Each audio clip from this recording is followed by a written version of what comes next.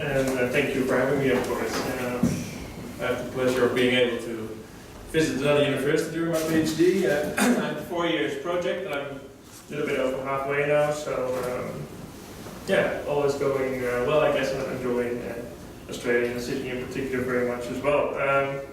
I would like to tell you some more about my PhD project. I'll spend some time on the background because it might not fit perfectly with all your research, so I want to get you on the same page to start with.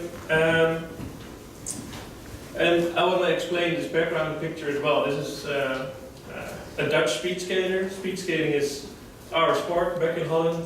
You know, laps on ice, skating laps on ice, and he missed out on a gold medal at the last Olympics by 0.003 of a second. And well, yeah, so he's quite famous, and he's a very interesting guy. After those Olympics, he decided to take sort of a year off, ride his motorbike, and so on. Well, now you might wonder, does it have anything to do with your research? Well, the concept of detachment and maybe even need satisfaction outside the sport domain are the two topics that I mainly focus on in my research. And for him, this is a way to sort of unwind or switch off from his sport activities.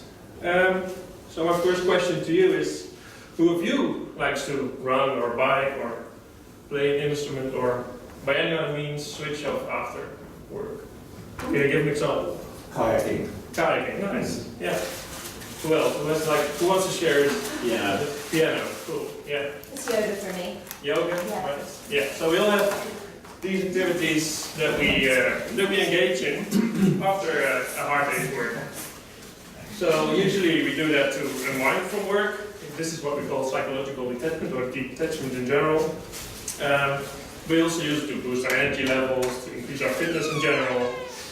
Maybe even generate some new ideas.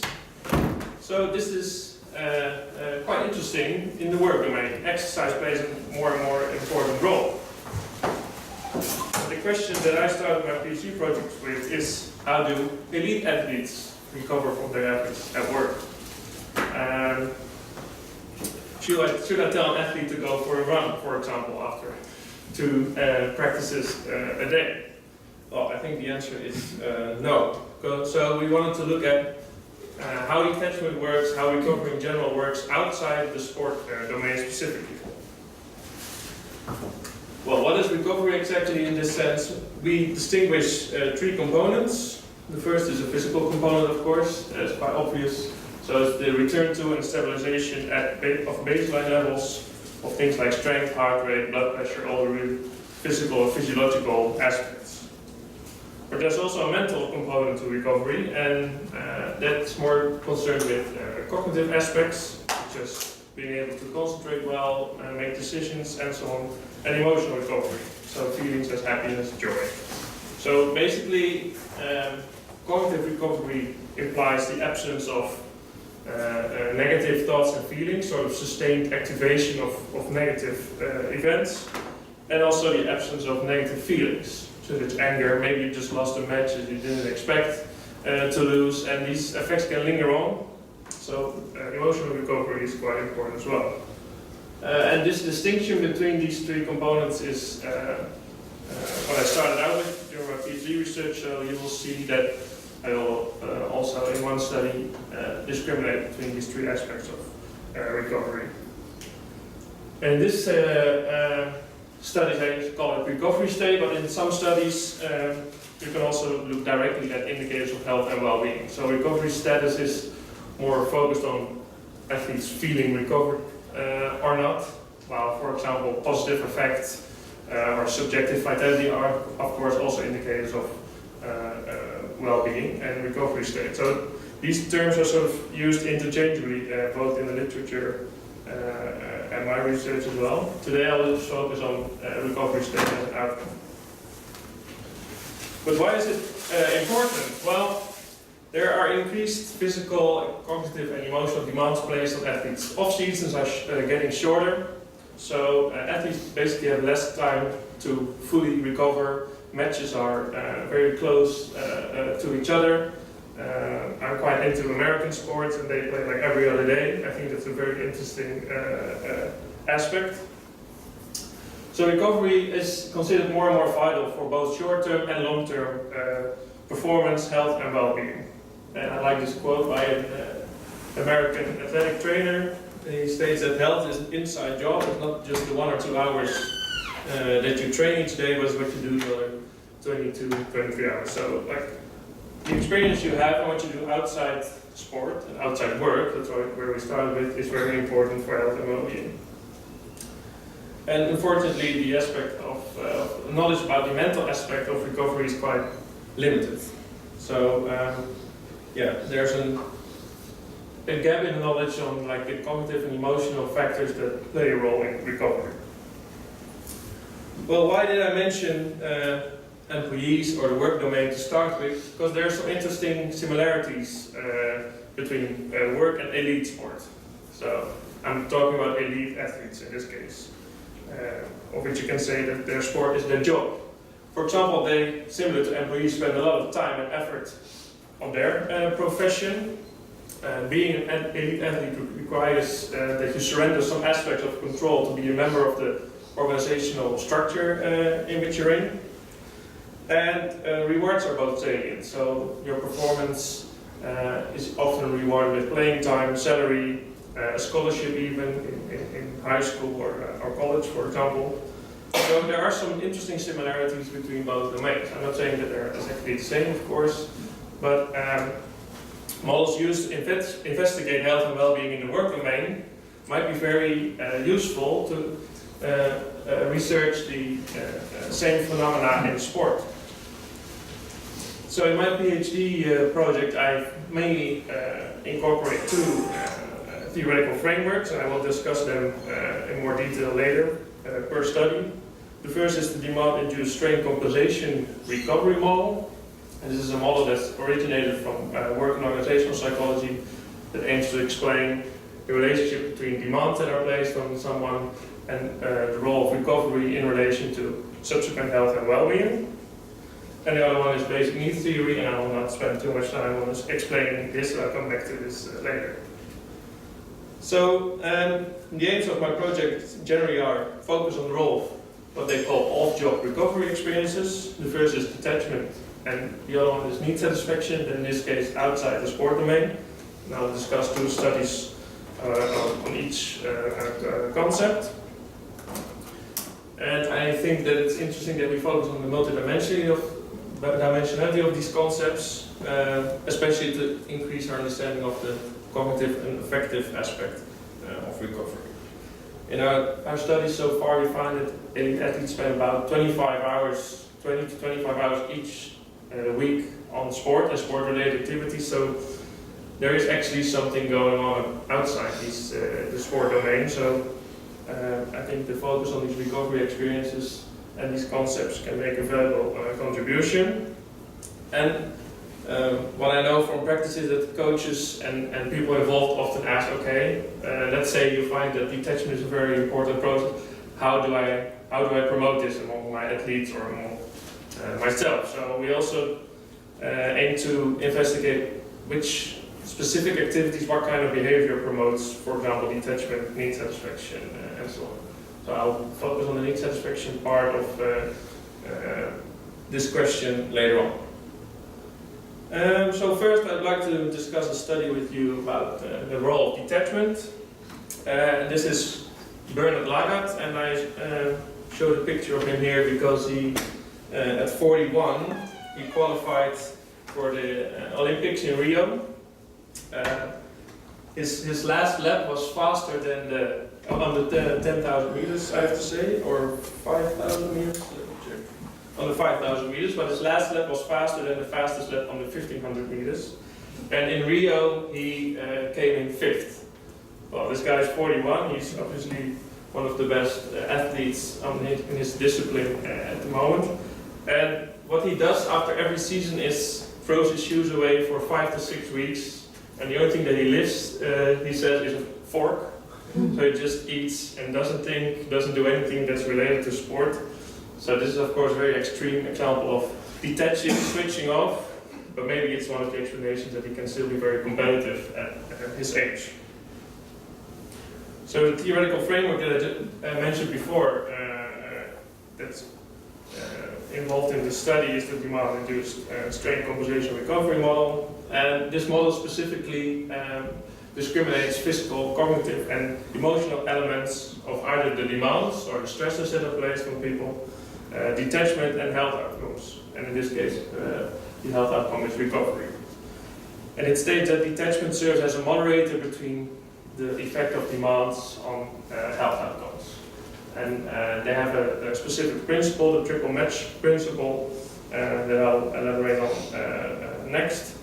And that states that people, and in this case athletes, actually strive to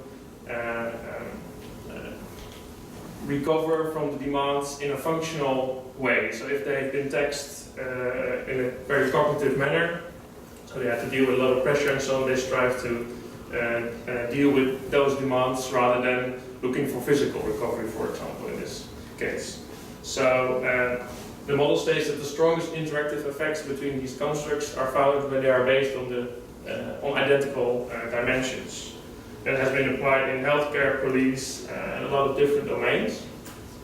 I want to make this principle clear because it can be very difficult to grasp if you're not familiar with the whole model. So on the other one hand, you have demands or stresses that are placed on athletes, which are obviously physical, but they're also confronted with cognitive or emotional demands.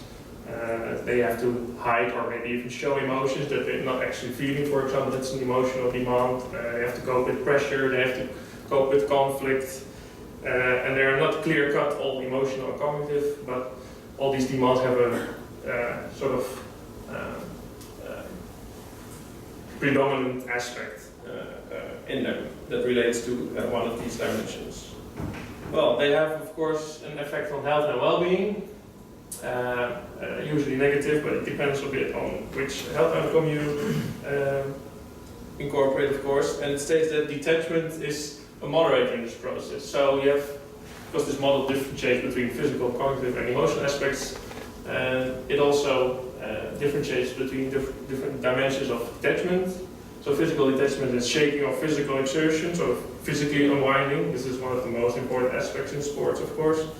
But cognitive detachment incorporates letting go of sport-related thoughts, not being engaged in sport-related problems and issues anymore in a cognitive manner. And emotional detachment is letting go of sport-related emotions and feelings. So what the triple match principle states that you find the strongest effects when all these constructs are based on identical dimensions. So cognitive demands will have the strongest effect on cognitive outcomes, for example, mental energy or subjective vitality, concentration, and so on.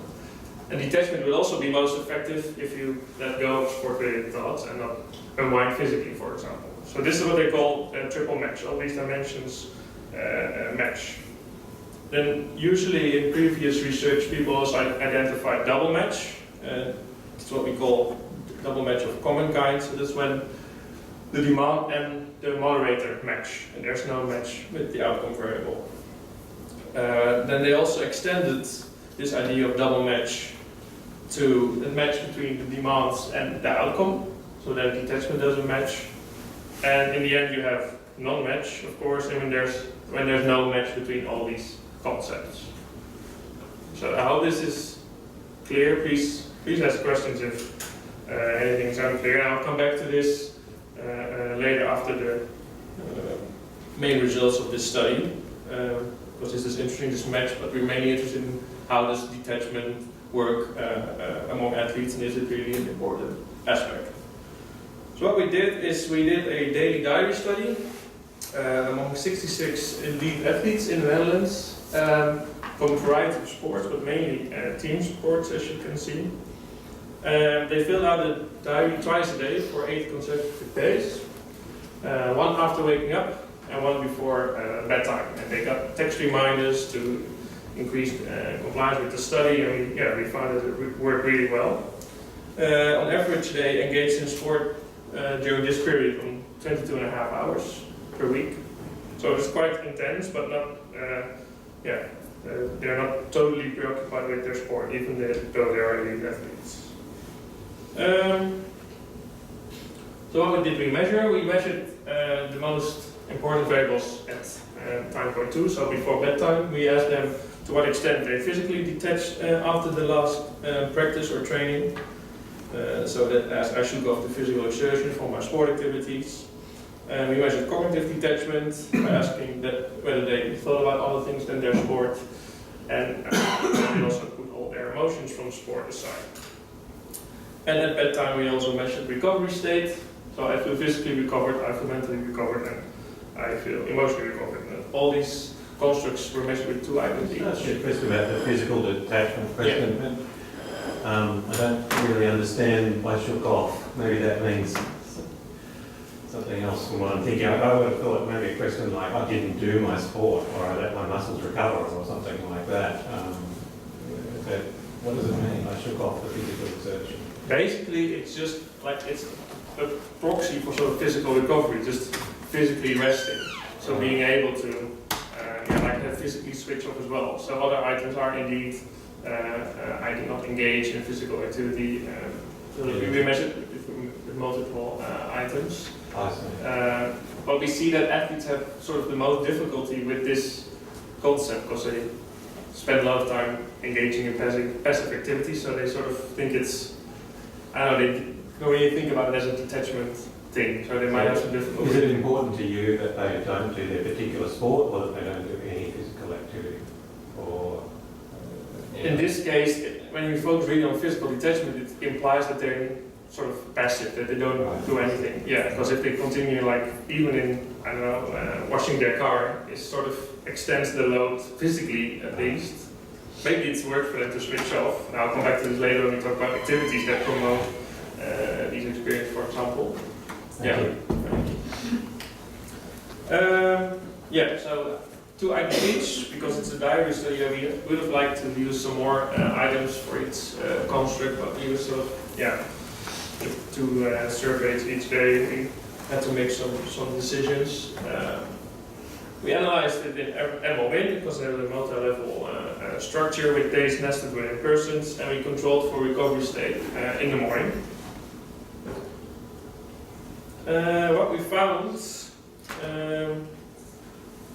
was that physical detachment predicted physical recovery. So this is very basically when it comes to 2 aspects of the model and matching idea. Cognitive and emotional detachment didn't predict physical recovery.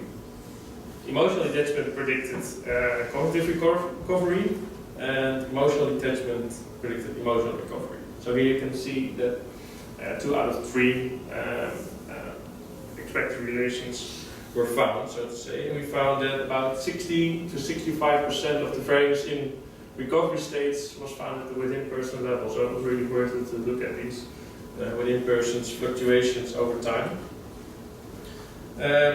You might wonder what the correlation is between cognitive and emotional detachment, because maybe emotional detachment might eat some of the range away. This was around 0.60.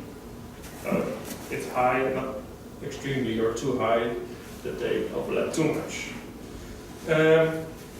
So based on this, we can say that indeed daily detachment is an important aspect that promotes daily recovery also within the sport domain, and it seems valuable to differentiate between different dimensions of recovery and detachment.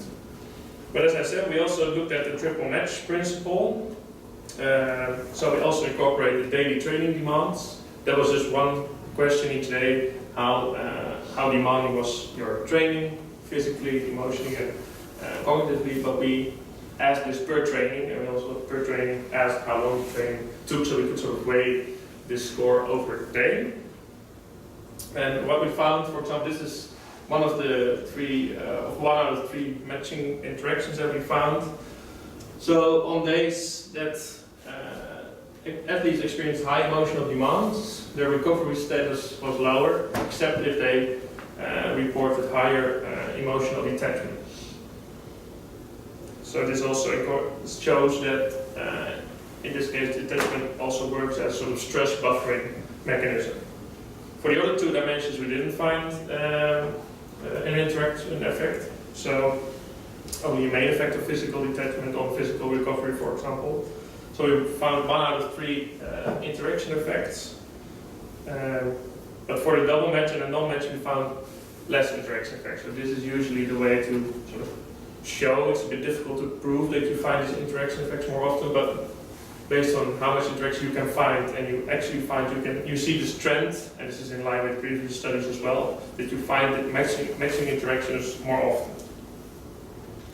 So we can sort of say that detachment needs to match the type of effort or the type of demands that have been placed on the athlete to find the strongest stress buffering effects.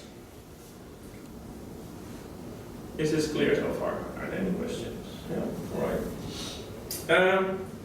Then I would like to continue with another study that we did, and it's actually based on the same group of athletes in part. We conducted a cross-sectional survey and a daily diary study, where we incorporated the daily reconstruction method as well. I will come back to this later. And the theoretical framework of this study, in this case, is basic needs theory, and I will not explain all the details of this theory to you, but I think one of the other things that are really interesting within this theory that has been stated is that these needs can be fulfilled through different domains. So a lot of sport research has been focusing on the sport domain itself. So need satisfaction by the coach, by teammates, or it's very sport specific.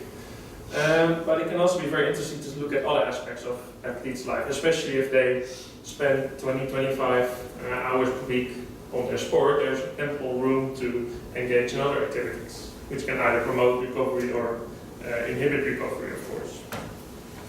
So previous studies have looked, at least in the work and organizational psychology, have looked at the effects of like work-specific need satisfaction and need satisfaction outside the work domain, and they were found to be positively related to health and well-being, also using diary studies. But these studies have never incorporated these constructs simultaneously, so they're all separate studies. And recently there was a study published that looked at need satisfaction both within and outside basketball among recreational basketball players, and they found that need satisfaction, like global need satisfaction as they call it, predicted emotional physical exhaustion above and beyond sport-specific need satisfaction. So we aim to extend these findings to the elite sport domain with a cross-sectional survey study. 78 elite athletes, again from the Netherlands, participated.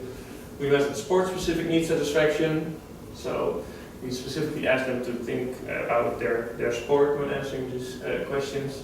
We measured non-sport need satisfaction with the general basic need satisfaction scale, and also explicitly mentioned my life outside sports or outside sports.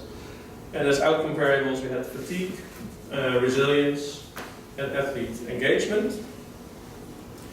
And the correlation, I have to say, between sport-specific need satisfaction and non-sport need satisfaction was 0.55, 0.56. So I think you can again say that they are at least different concepts within this study. And this is what we found when we just used the simple regression analysis to predict the outcome variables, and non-sport need satisfaction added to the model as well significantly for all outcome variables. And the outcomes were similar without the control variables age and gender, so this is quite a consistent effect. And what you can see is that for all outcome variables, non-sport need satisfaction was an important predictor as well. And essentially in the case of resilience, sport-specific need satisfaction was not a predictor, and non-sport need satisfaction was. So this sort of gave us an idea that it was worth it to pursue this more. So in the daily diary study that I previously mentioned, we also asked athletes to what extent their needs were satisfied outside the sport domain. So again, at that time, they answered questions related to autonomy that they experienced, competence and relatedness, and the same recovery state items were used. But now we also asked them how much time they spent each day on different kinds of activities after the last training session. And they had to report at least 3 activities. So it's not a real proper day reconstruction method in which they reconstruct the whole their whole leisure time. That would be too taxing for the athletes at that time. So therefore we decided that they have to mention at least 3. And some reported 5 or 6, but usually they reported 3 or 4. We had different types of activities. First one was low effort or passive. So watching TV, gaming, taking a short nap, all these relatively low effort activities based on theory, but I will show you later that they also in fact can be grouped based on some other data as well, but theory sort of distinguishes these kind of activities. Then we had mandatory activities, which included working, some had a part-time job, household activities like grocery shopping, cooking and studying as well. Social activities, visiting or calling family, friends, going out shopping, going out for dinner, going to the cinema, having dinner itself was also regarded as social activity. And lastly, we had sport-related activities.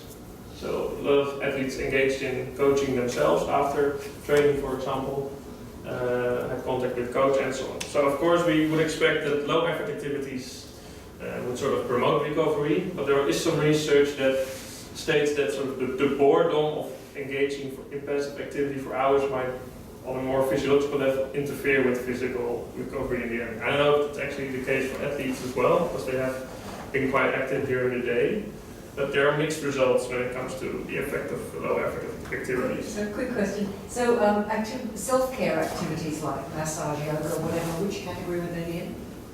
We had such activities like relaxation exercises, those kind of things, but they engaged in them 2% of the time. So we decided to leave that out of these. And we were surprised by it, that they didn't mention that much. I think we had physical care, so we had some examples of like going to a physiotherapist, for example. So that's included in sport-related, because they often report that they talk about sport-related stuff with their physiotherapist, for example. Yeah. Because we had one interesting thing for all these activities. Per activity we asked how pleasurable was it and how effortful was it and with whom did you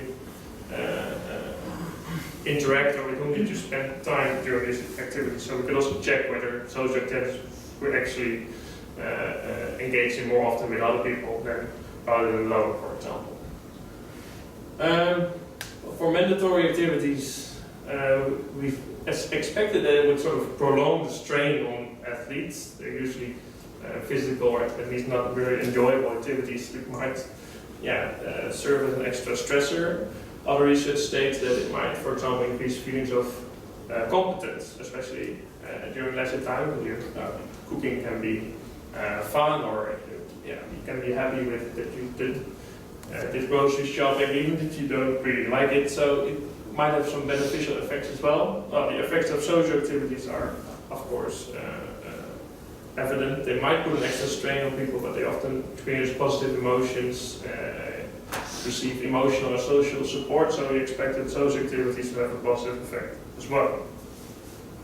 And just as a short side note, this is how often or how frequently and how long athletes engage in these activities. So what you can see is they in fact spend quite some time on these low effort activities, as you would expect of elite athletes.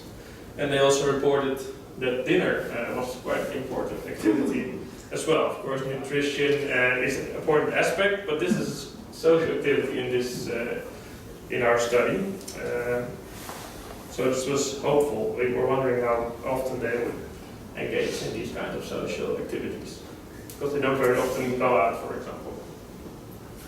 And I wanted to show you also the sort of subjective experience of these activities based on these pleasure and effort scores. Very basic, just a median split based on both concepts, but you can see that these low effort activities really group together, so they don't require a lot of effort, but they're quite pleasurable. Then you have the group of mandatory activities that are less pleasurable but require at least some effort. Then you get the social activities, who also require some effort, but they are more pleasurable than mandatory activities, for example. And then in the last case, you have sport-related activities, who are shown similar scores to mandatory activities, for example. More on a theoretical basis, we decided to keep these 4 groups of activities apart. Again, this is very basic, but it was fun to sort of see how athletes experience these different activities. So this is the model that we tested again in our multi-level MLN model. So we were wondering to what extent these activities predicted need satisfaction, the three different components of need satisfaction outside the sport domain, and how it would relate to subsequent recovery state. Well, we found that social activities predicted autonomy, positively predicted autonomy. So I would assume that athletes like to have a say over how they spend their leisure time, and maybe go out for dinner or go to the cinema. And if they do this, they experience more autonomy. Some coaches really interfere with what athletes do outside sport.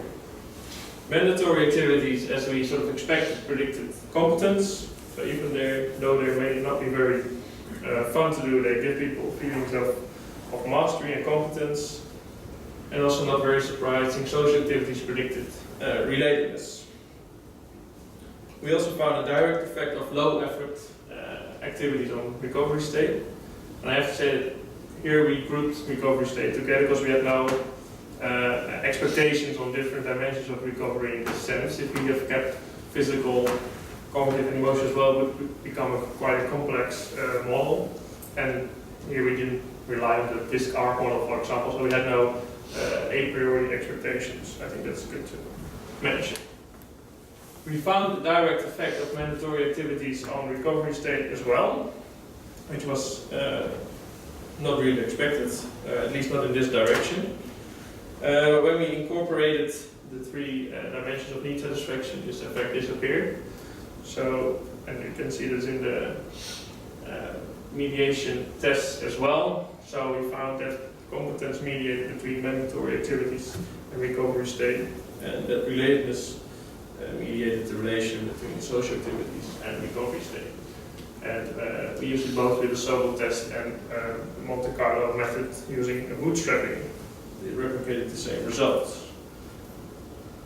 So based on these analyses, we can state that daily need satisfaction again promotes daily recovery on a daily basis.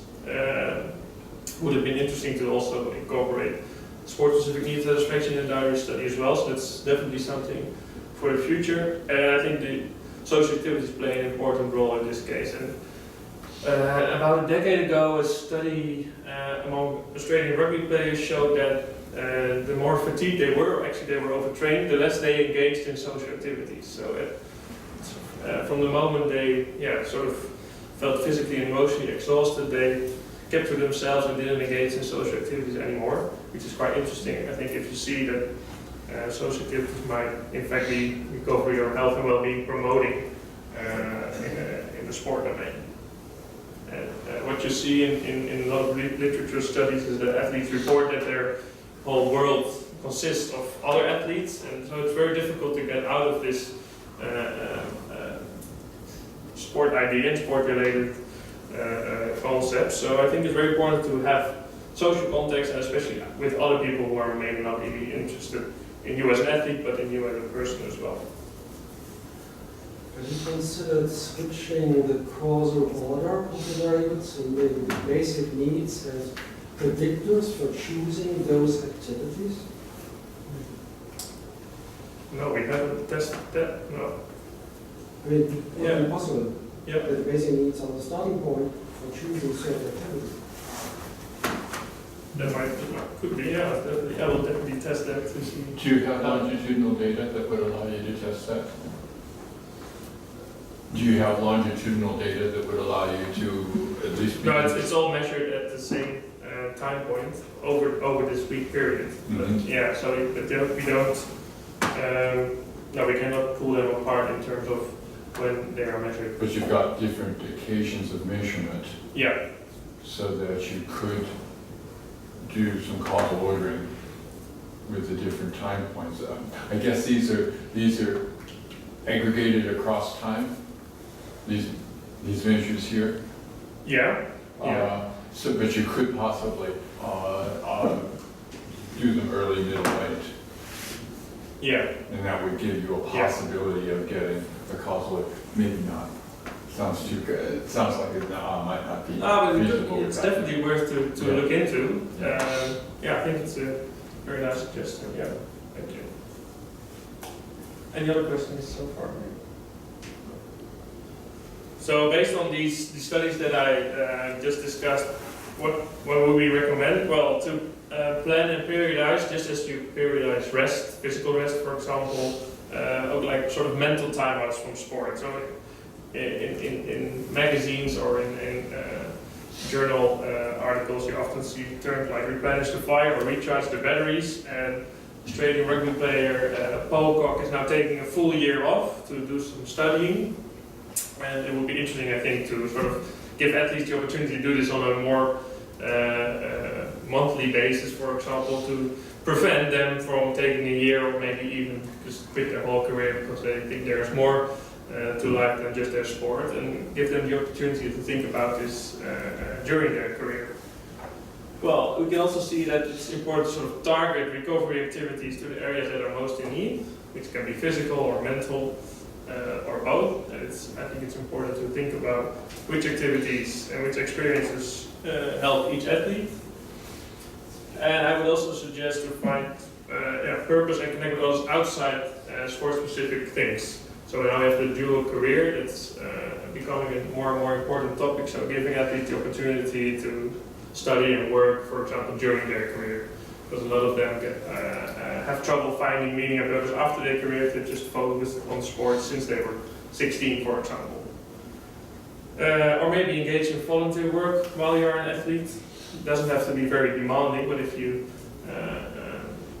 maybe discover what you like, where your interests lie during your career, might help you to switch off at that moment, but might also help you after your career is over. And then you might wonder, okay, what about the coach? Does he also play a role in this whole recovery process? Well, that's actually something that we're looking into now, and even here. I managed to get some AFL coaches involved, and some rowing coaches from Sydney involved as well, and a lot of coaches in the Netherlands are participating as well. So now I want to look at the effect of the interaction between athlete and coach on daily recovery. So we look at the effect of daily detachment on how the coach feels. So we have this relationship on the coach level, but we also want to know if that recovery state affects his subsequent behavior towards his athletes, for example. So as perceived by the athlete as well. And that would be interesting, I think, to also make a case that recovery is a very important aspect underlying coach well-being as well, because we, like we did so far, are very inclined to focus on the athletes, but they interact with a lot of other people as well. And then we want to see if athletes have different training experience based on the effects of the coach well-being and coach behavior. So we look at performance and engagement on a daily basis. So this will also be a daily dive study, but now on over a longer time period to catch enough interaction. Of course, not all athletes interact daily with their coach. And instead of using 2 items for physical and cognitive and emotional dimensions, now we have more comprehensive measurements like physical fatigue, mental vigor, and positive effect. And athletes fill this in right after their last practice, in this case, not at that time, because it might be too long after their last practice. And we measure autonomy support as perceived by the athlete. And both engagement and performance are measured, in which performance will also be rated by the coach and self-rated. And we want to look at least the correlation between self-rated performance and coach-rated performance. I think that's an interesting question in itself. So that's what we're doing now, both in the Netherlands and Australia. I hope you've got a sort of brief overview of the studies that we conducted so far. And I want to thank you for your attention.